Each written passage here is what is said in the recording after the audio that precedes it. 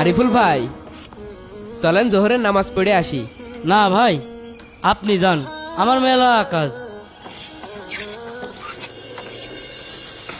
ভাই আসসালামু আলাইকুম। ভাই আসসালামু আলাইকুম। ওয়ালাইকুম আসসালাম। ভাই কালকে তো নামাজে গেলেন না, চলেন আজকে নামাজটা আদায় করে আসি। আরে ভাই, হাতে মেলা কাজ, এ মালটা কালকে বিকেলে ডেলিভারি দিতে হবে। আপনি যান তো, কালকে যাবানে। ভাই আপনি যে কাল পর্যন্ত বাঁচবেন তার কোনো গ্যারান্টি আছে? আপনি তো আজকেও মারা যেতে পারেন। আরে ভাই, খাওয়ানো বইকে আপনার কাছে আপনি যান, জ্বালায়েন না। কি ব্যাপার, আরিফ ভাইকে তো দেখছি না এখানে। হুজুর কারোর খুঁজতেছেন নাকি?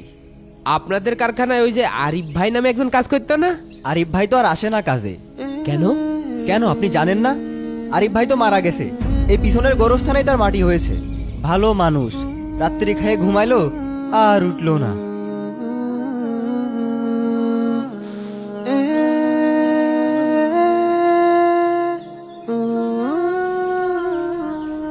হায় রে মানুষ, শেষমেশ দুনিয়ার সকল ব্যস্ততা ফেলে আমাদের এখানেই আসতে হয়।